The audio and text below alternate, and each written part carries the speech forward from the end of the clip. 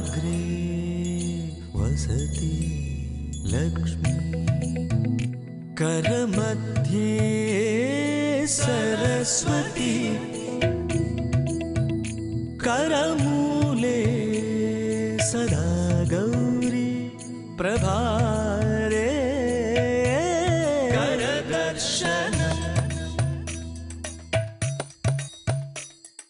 रवये नमः भानवे नमः रवये नमः भानवे नमः समुद्रवसने देवी पर्वतस्तनमण्डिते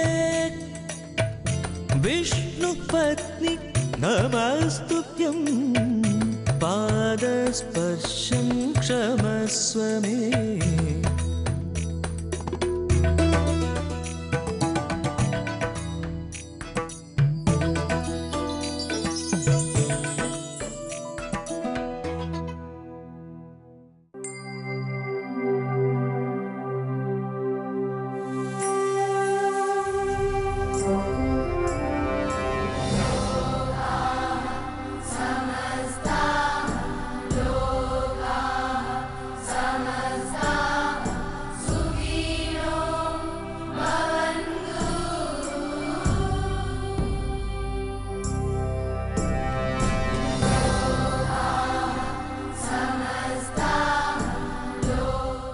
ഇന്ന് അനുഗ്രഹങ്ങൾ ചൊരിയുന്ന ഒരു ശനിയാഴ്ച ദിവസമാണ്.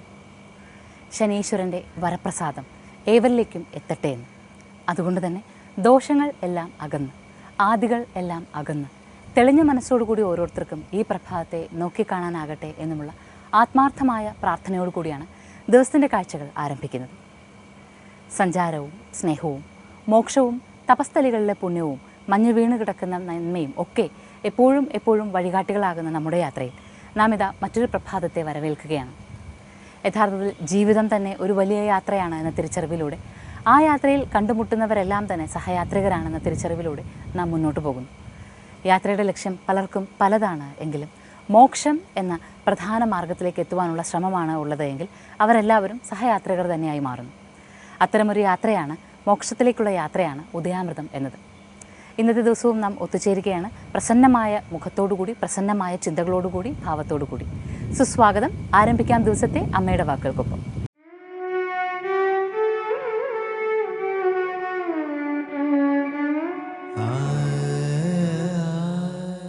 അറിവമ്മ അലിവമ്മ അമൃതമ്മ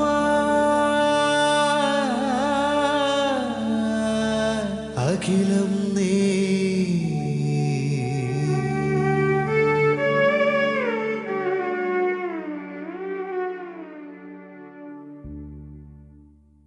അച്ചടക്കം കൂടാതെ പുരോഗതി സാധ്യമല്ല. അനുസരിക്കേണ്ടവരെ അനുസരിക്കുകയും ആദരിക്കേണ്ടവരെ ആദരിക്കുകയും പാലിക്കേണ്ട നിയമങ്ങൾ പാലിക്കുകയും ചെയ്താൽ മാത്രമേ ഒരു രാജ്യത്തിനോ ഒരു സ്ഥാപനത്തിനോ ഒരു കുടുംബത്തിനോ ഒരു വ്യക്തിക്കോ ഉയർച്ച പ്രാപിക്കാനാകും. കീഴ്വഴക്കം ദുർബലതയല്ല. വിനയപൂർവമുള്ള കീഴ്വഴക്കം അച്ചടക്കത്തിലേക്ക് നയിക്കുന്നു.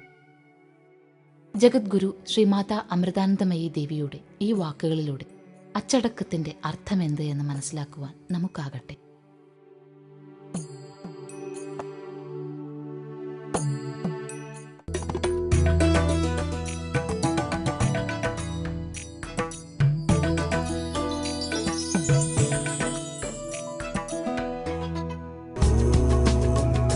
പ്രപഞ്ചശക്തികളുടെ പ്രഭവ കേന്ദ്രങ്ങളാണ് ക്ഷേത്രങ്ങൾ. ക്ഷേത്രദർശനം ശരീരത്തിനെ ഊർജ്ജസ്വലമാക്കുന്നു, മനസ്സിനെ നിർമ്മലമാക്കുന്നു. ഓരോ ദേശത്തിന്റെയും സംസ്കാരത്തിന്റെയും ജീവിത രീതികളുടെയും അടിത്തറയാണ് ക്ഷേത്രങ്ങൾ. ക്ഷേത്രാചാരങ്ങളും ഐതിഹ്യങ്ങളും വിശ്വാസങ്ങളും അറിഞ്ഞുകൊണ്ട് പുണ്യവീഥികളിലൂടെ ഒരു പ്രദക്ഷിണം. എല്ലാ ഞായറാഴ്ചയും രാവിലെ 7 മണിക്ക് പ്രദക്ഷിണം.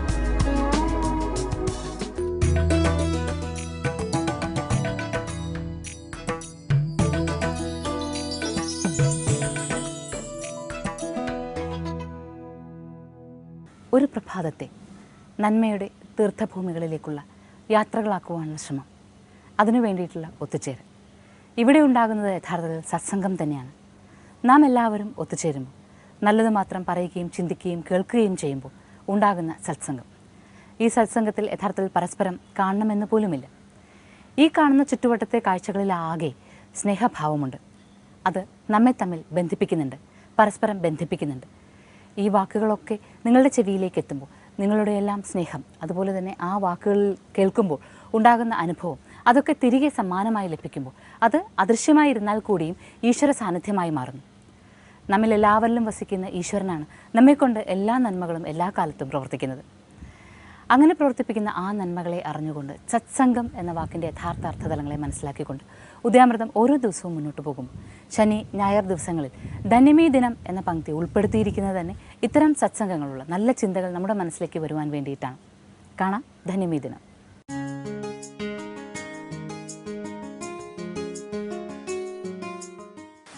അർജുനൻ ശിവനെ ഭജിക്കാൻ നിശ്ചയിച്ചു. ശിവനിൽ നിന്ന് പാശുപതാസ്ത്രം കിട്ടണമെന്നാണ് ആഗ്രഹം. അർജുനൻ്റെ തപസ് അസുരന്മാരുടെ തപസ് പോലെ അല്ല, ആർജവമുള്ളവനാണ് അർജുനൻ. അപ്പോൾ അർജുനൻ തപസ് ചെയ്യാൻ പോകുമ്പോൾ പല പരീക്ഷണവും ഉണ്ടാവും. ഇനിയിപ്പോൾ അർജുനൻ മാത്രമല്ല ശിവനെ ഉപാസിക്കുന്നത്, നമ്മളൊക്കെ നമ്മളിലെ ശിവശക്തിയെ ഉപാസിക്കുകയാണ്. ശിവശക്തി നഷ്ടപ്പെട്ടാൽ നമ്മൾ ശവമായിട്ട് മാറും. നമ്മളിലൊരു ശിവചൈതന്യമുണ്ട്. അപ്പോൾ ഒരു പ്രത്യേക സിദ്ധി നമുക്കൊക്കെ ഉണ്ടാവണമെങ്കിൽ എന്താണ് വേണ്ടത്? നമ്മളിലെ ശിവനെ നമ്മൾ പൂജിക്കുകയാണ്. ശരീരം ശ്രദ്ധിച്ചു, നൃത്തം പഠിക്കണമെങ്കിൽ എന്ത് വേണം? ശ്വാസം നിയന്ത്രിച്ചു, ചിലർ യോഗ ചെയ്യും. അങ്ങനെ അവനവനിലെ ശിവനെ പ്രീതിപ്പെടുത്തുമ്പോൾ ഒരു കാര്യം ഉണ്ടാവും, പരീക്ഷണങ്ങളുണ്ടാവും. പരീക്ഷ പാസ്സാവണമെങ്കിൽ ചോദിക്കും. മഹാബലിയെ പരീക്ഷിക്കാൻ ആൾ വന്നു. നമുക്കും പരീക്ഷണം ഉണ്ടാവും. ചില പ്രധാനപ്പെട്ട കാര്യങ്ങൾ ചെയ്യുമ്പോൾ എന്തൊക്കെ തടസ്സമാണ് ഉണ്ടാവുക എന്ന് പറയാൻ കഴിയില്ല. വളരെ ആറ്റുനോറ്റിയിരുന്ന് ഇന്ന് എഴുതാം, നാളെ എഴുതാം, മറ്റന്നാൾ എഴുതാം, ഒരു ചെറുകഥ എഴുതിയിരുന്നെങ്കിൽ 2 മണിക്കൂർ വേണം. എല്ലാ തടസ്സങ്ങളെയും മാറ്റിവെച്ചു, വെള്ളം കുടിച്ചു, ബാത്റൂമിൽ പോയി വന്നു. ഒടുവിൽ അത് ആദ്യത്തെ വരി കിട്ടാനാണ് ഏറ്റവും ബുദ്ധിമുട്ട്. ആ സമയത്ത് ചിലപ്പോൾ ഉണ്ടാകുന്ന തടസ്സം, അനാവശ്യ ഫോൺ കാൾ, ടെൻഷൻ, ഇത് മുഴുവൻ മുടങ്ങിയത്. പക്ഷെ മുടങ്ങാതെ രക്ഷപ്പെടണം. അങ്ങനെയാണ് ഒരു നായ വരികയും ഒടുവിൽ അർജുനൻ അതിനെ ഓടിക്കുകയും ചെയ്യും. ഇതൊക്കെ ഓരോരോ നിമിത്തങ്ങളാണ്. വനമാണ് സ്ഥലം. ആ സമയത്താണ് പന്നി വരുന്നത്. അമ്പെയ്തു, പന്നിയുടെ വായലാണ് കൊണ്ടത്. അതേ സമയത്ത് തന്നെ പന്നിയുടെ വായിൽ വേറൊരാൾ അമ്പെയ്ത് കൊള്ളിച്ചിരിക്കുന്നു. നോക്കുമ്പോൾ ഒരു കുറവനും കുറത്തിയാണ്, ഒരു മലവേടൻ.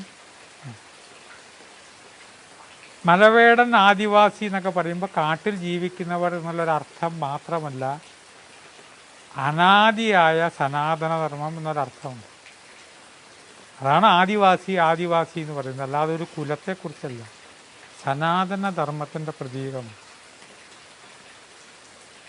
ഈ പന്നിയുടെ ഉടമസ്ഥാവകാശം എനിക്കാണ്, ഞാനാണ് അമ്പെയ്തതെന്ന് കുറവൻ.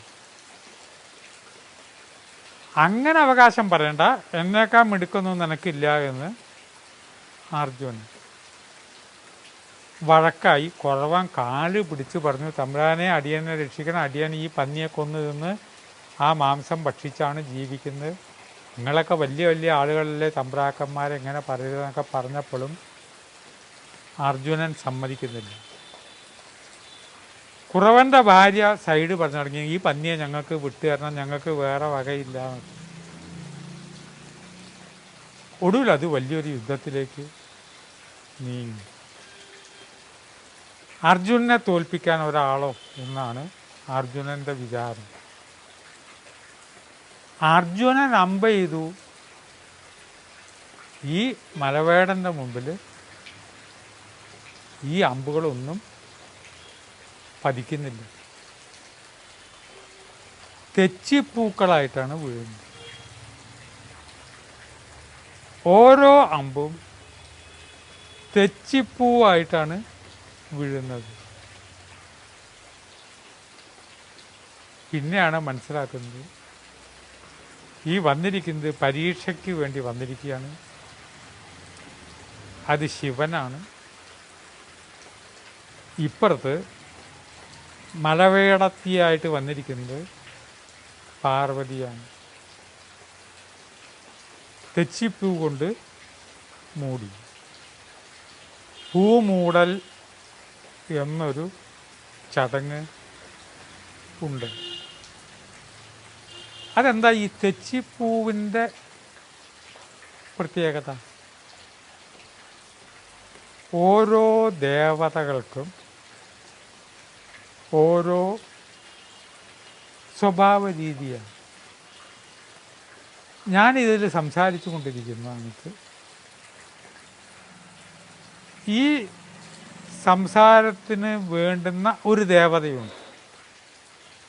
ആ ദേവതയാണ് ഞാൻ ഉദ്ദീപിക്കുന്നത്.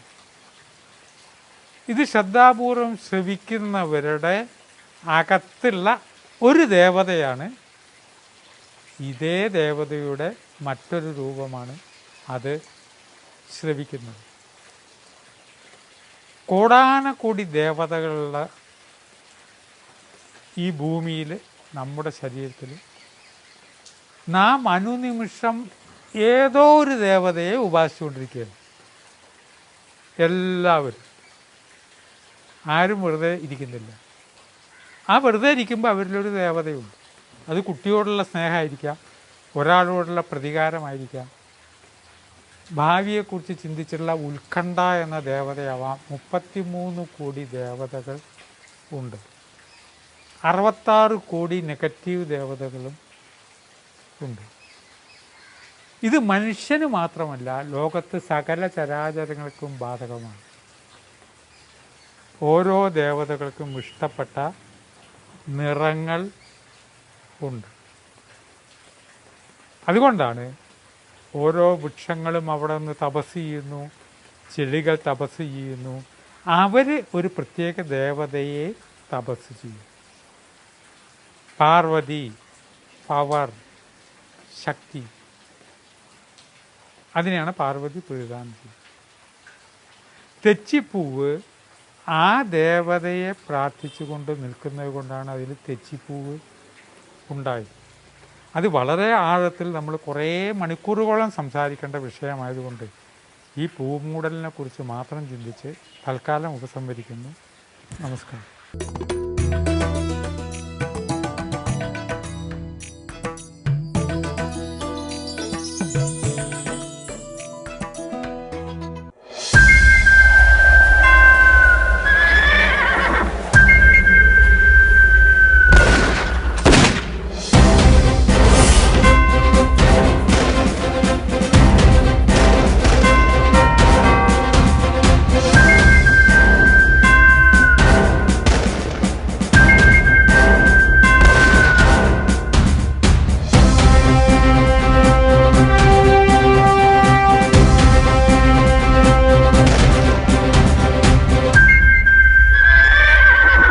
ഒരു സിനിമാ കഥ.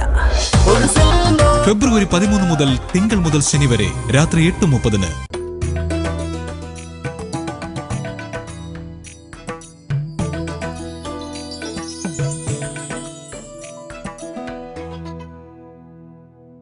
കേരളത്തിൻ്റെ ഓരോ ഗ്രാമങ്ങളുടെയും ചൈതന്യമായി നിലകൊള്ളുന്ന സങ്കല്പങ്ങൾ, ഐതിഹ്യങ്ങൾ, വിശ്വാസങ്ങൾ, മനകൾ, ഗൃഹങ്ങൾ, ഇതിനെക്കുറിച്ചൊക്കെയാണ് നാം ഈ കഴിഞ്ഞ ദിവസങ്ങളിൽ പറഞ്ഞുകൊണ്ടിരുന്നത്. ഓരോ ഇടങ്ങളിലും ഓരോ ആരാധനകൾക്ക് പ്രാധാന്യമുണ്ടെന്ന് മനസ്സിലാക്കി. എന്നാൽ കൊട്ടിയൂർ വെച്ച് നാം മനസ്സിലാക്കിയത് അവിടെ വൈഷ്ണവ, ശൈവ, ശാക്തേയ സമ്പ്രദായങ്ങൾക്ക് ഒരുപോലെ പ്രാധാന്യമുണ്ട് എന്നാണ്. ആ പ്രാധാന്യങ്ങളെക്കുറിച്ച് മനസ്സിലാക്കിക്കൊണ്ട് പിന്നീട് കാസർഗോഡ് ജില്ലയിൽ ചെല്ലുമ്പോഴും ഇതുപോലെ തന്നെ തുല്യമായ പ്രാധാന്യത്തോടു കൂടി ദേവീ ക്ഷേത്രങ്ങളിൽ ശിവസാന്നിധ്യവും വൈഷ്ണവ സാന്നിധ്യവും ഉണ്ട് എന്ന് മനസ്സിലാക്കാനായി. എന്നാൽ ഇപ്പോൾ കോട്ടയത്തെ ക്ഷേത്രങ്ങളെക്കുറിച്ച് പറയുമ്പോൾ തീർച്ചയായും അവിടെ ശൈവ, ശ്രീപാർവതി, ശക്തി സാന്നിധ്യവും, അതായത് ശൈവവും പാർവതിയും ഒത്തുചേരുമ്പോൾ ശക്തിയും ഒത്തുചേരുന്നതിനോടൊപ്പം തന്നെ വൈഷ്ണവവും ഒത്തുചേരുന്ന ശക്തമായ സങ്കല്പമുള്ള ക്ഷേത്രമുണ്ട്. അതും ഒരേ ശ്രീകോവിലിൽ തന്നെ 3 സാന്നിധ്യങ്ങളും കാണുവാനാകുന്നു എന്ന പ്രത്യേകതയുള്ള അപൂർവമായ പുരാതനമായ ഒരു ക്ഷേത്രം.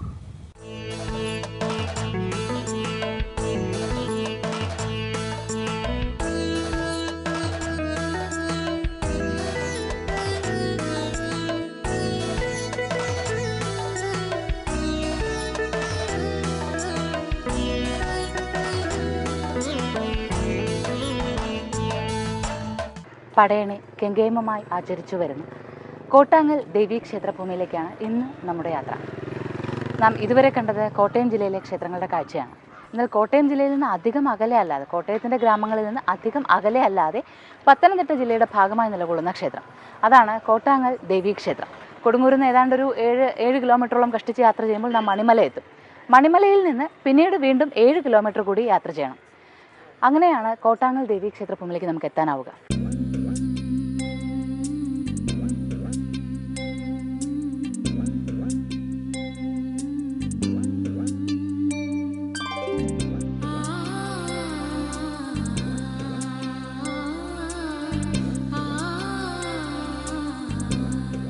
മഹിഷത്തിൻ്റെ ശിരസ് ചവിട്ടിപ്പിടിച്ചിരിക്കുന്ന ദേവി ആയുധപാണിയായി നിൽക്കുന്ന രൂപത്തെ കണ്ടുവരുമ്പോൾ മഹിഷാസുരനെ നിഗ്രഹിച്ച ദേവീഭാവമാണ് ഇവിടെ നിലകൊള്ളുന്നത്.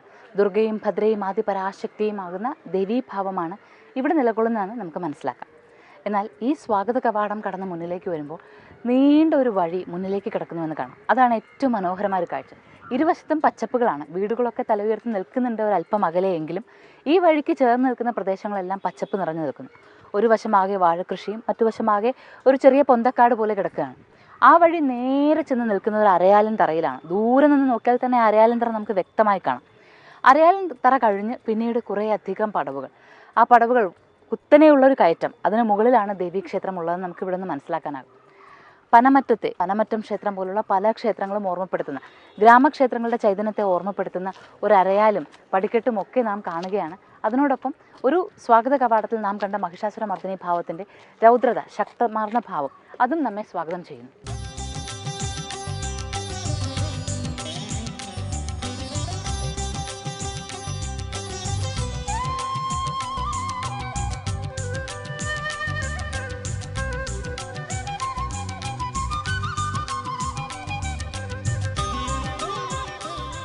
പടവുകൾ കയറി ഒടുവിൽ നാം ക്ഷേത്രഭൂമിയിലേക്ക് എത്തുകയാണ്.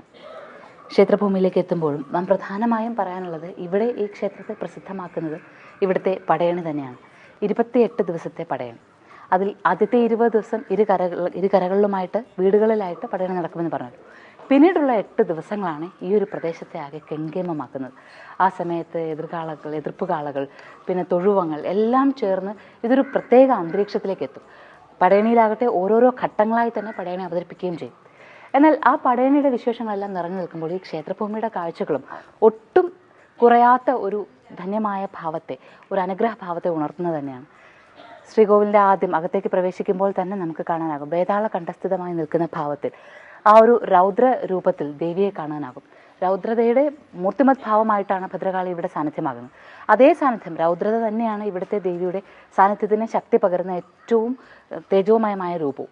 ഈ രൗദ്രഭാവം എന്ന് പറയുമ്പോൾ ഭയപ്പെടേണ്ട ഭാവമാണ്. പക്ഷേ ഭയപ്പെടേണ്ടത് ആർക്കാണ്? തിന്മയുള്ളവർക്കും അസുരഭാവമുള്ളവർക്കുമാണ് ദേവിയെ ഭയപ്പെടേണ്ടി വരുന്നത്.